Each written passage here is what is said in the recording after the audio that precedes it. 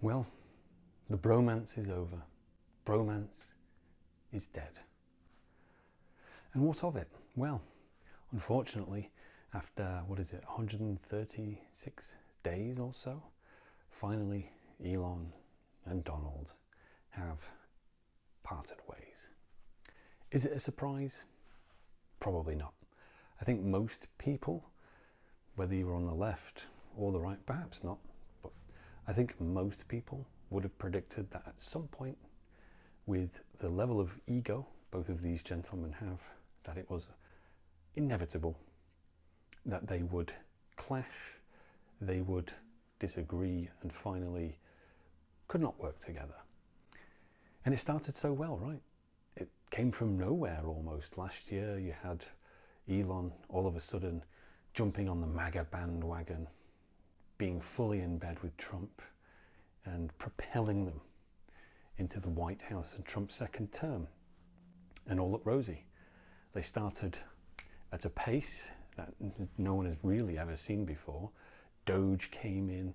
There was the inevitable chaos of that, the destruction that they've wrought through the social services in America, Medicaid, Medicare, many other aspects of it.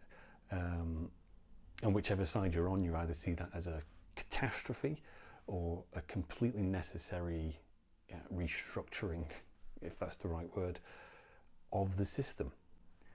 And then you fast forward through all the tumultuous days of Musk's companies suffering greatly from his eccentric, extreme perhaps behavior, wielding a chainsaw on stage. I think even somewhat extreme MAGA supporters probably thought, hang on a minute, what's going on here? And from afar, from Britain, we're watching it all sort of with our jaws dropped, open-mouthed. Not just from Britain, but I'm sure from all over the world.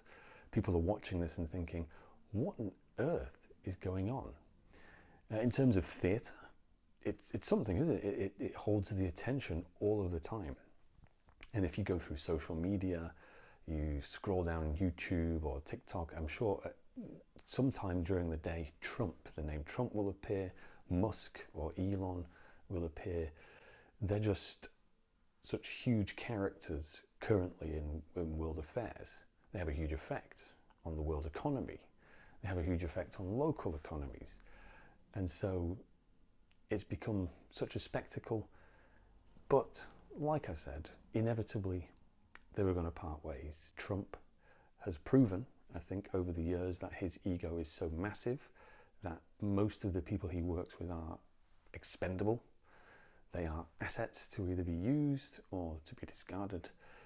And for Elon Musk, I think he's realized through his behavior that perhaps his companies, his truer mission, if you like, might suffer from it. He's probably gauged the sentiment towards him incorrectly. I would assume, I don't know the man. So what do we have from all of this? We have a continued carnival of a roller coaster ride of ups and downs with the economy, with security, or in many cases insecurity these days, with the utter restructuring of the world order. I think that might be the wrong way to phrase it. Please, if you disagree, then do let me know, because I'm not even sure myself if that's the right way to look at it. From the American point of view, the people who voted him in, I'm sure there are reasons for that. And from the other side, I think a lot of people look at it and think it's much more nuanced than the transactional things that Trump does. So the bromance is gone. And what do we have in store after that? Maybe they'll get back together. Maybe there'll be a reunion. Maybe, I'd like to say it would get back on track and everything would be smooth again. But it's not been smooth anyway, so what do you think? Let me know.